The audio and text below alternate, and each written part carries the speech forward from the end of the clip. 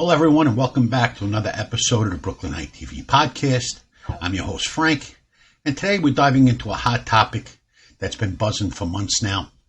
The looming TikTok ban here in the United States that starts in January 2025, and why I think it's a bad decision.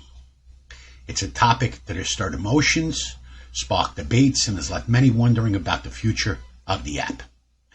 As usual, we're going to look at the issue from all angles and share my perspective on why I believe the TikTok ban is a bad idea. Now, don't get me wrong, I understand the concerns behind the idea of banning the app, especially when it comes to national security and the fear of Chinese espionage. But in this episode, I'll explain why I believe that banning TikTok is not the solution and why we need to be more thoughtful about how we approach this situation. We'll also explore how many people in the United States depend on TikTok to run their businesses and make a living and build their brands. So let's get into it. First off, let me start by saying that I can understand the arguments surrounding the idea of banning TikTok. The concerns about national security, data privacy, and the potential for Chinese government influence are very real.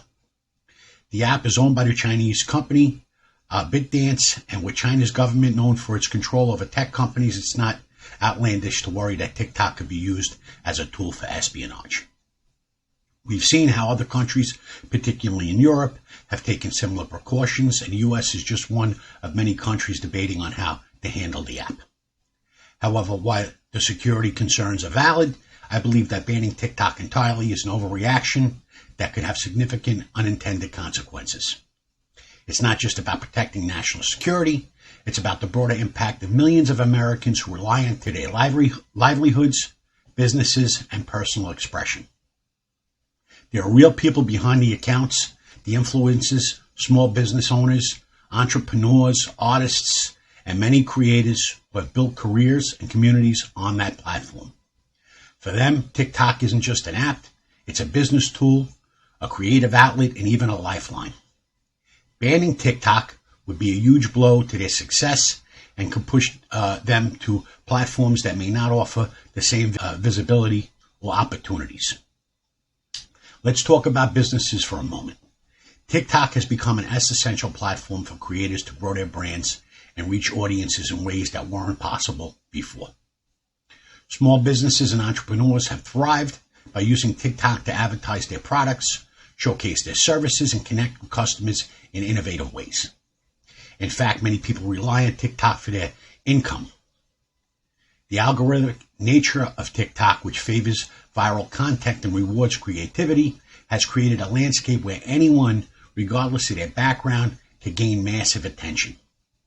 That has led to the rise of countless influencers and small businesses that otherwise have struggled to get noticed on more traditional social media platforms.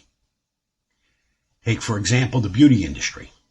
Countless beauty influencers, many of them who started no more than with a smartphone, have built multi-million-dollar brands thanks to TikTok. The viral nature of TikTok's content outreach to audiences goes far beyond what traditional marketing can achieve. This is something that's been transformative for small business owners, especially those in niche markets who otherwise would have been lost in the shuffle of bigger platforms. TikTok isn't just a platform for entertainment, it's a space for economic opportunity. And it's not just small businesses. TikTok has given many everyday users the chance to turn their hobbies into passions, into full-time careers. People are building communities around shared interests, whether that is fitness, cooking, or even niche hobbies like gambling or historical reenactment. The variety of content, the ease of use, and the engagement-driven algorithm makes TikTok a vital platform for free expression and creative entrepreneurship. Now, with all of this in mind, I do think the concerns about Chinese influence are worth addressing. It's understandable why lawmakers are worried about data security and why we can't ignore the fact that the Chinese government has a history of using technology companies for surveillance purposes. But banning TikTok entirely doesn't seem like the best way to deal with this situation.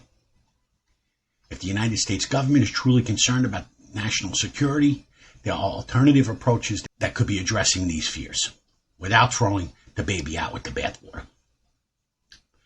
One possible solution is for a U.S. company or a consortium to buy TikTok from ByteDance. This is something that has been discussed in the past, and it remains a viable option. If a domestic company were to acquire TikTok, it could continue operating under the oversight of U.S. regulations and laws, providing reassurance about data security and preventing foreign influence. The acquisition could ensure that the platform remains in the hands of a company that is accountable to American laws while still offering all the benefits TikTok provides to its users.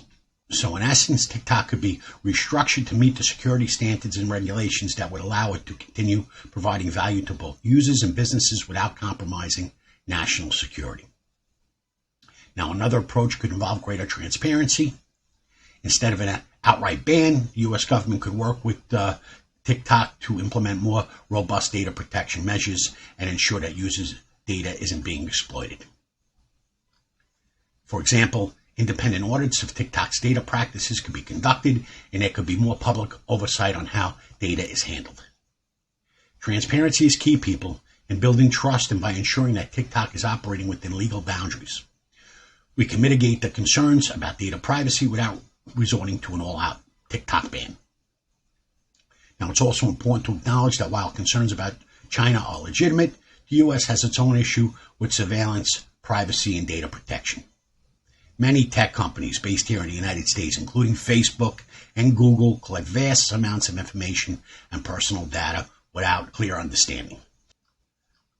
So while we focus on the potential dangers of Chinese companies, we must also ask ourselves whether the U.S. tech industry is any less guilty of similar issues. So before we go pointing the finger at TikTok, we need to make sure that we're addressing the broader concerns in a way that is consistent and fair for everyone. Moreover, the idea of banning TikTok is problematic because it threatens to silence a platform that has become crucial for free speech and the exchange of ideas. Here in the United States, we value our right to free expression, and TikTok has become an outlet for that expression in many ways that other platforms have not. Platforms like YouTube, Instagram, and Twitter have their own algorithms and policies, but they often suppress content, particularly from creators who express controversial or right-leaning viewpoints. TikTok has allowed more organic and diverse discourse, giving space to voices that may be marginalized elsewhere. This is particularly important in an era where online platforms have increasingly become spaces for political and social debate. So while some people may argue that TikTok is too addictive or that it facilitates harmful trends, banning it outright is not the answer. Instead, we should be working on creating better, more responsible ways to engage with these platforms. Instead of banning TikTok, we should be looking at ways to regulate tech companies more effectively and push for more transparency about how data is collected and used on all platforms. We need platforms that encourage open messaging, creative expression, and global discourse, not just echo chambers created by algorithms. So to wrap it up, people, while I understand the concerns behind the push to ban TikTok, I don't think it's the right decision.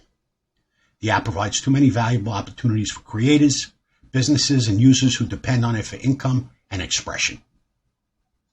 So instead of banning TikTok, I believe that a better path forward would be finding a way to regulate the platform, increase transparency, and even consider a U.S. acquisition to ensure that national security concerns are met. We need companies like TikTok. We need companies like TikTok, people, that foster open discussion and give everyone a voice in a time when larger platforms like YouTube are increasingly becoming more biased and selective. As always, I encourage you to think critically about these issues and share your thoughts with us. If you agree or disagree with me or have your own perspective on the TikTok debate, I'd love to hear from you. Comment in the comment section.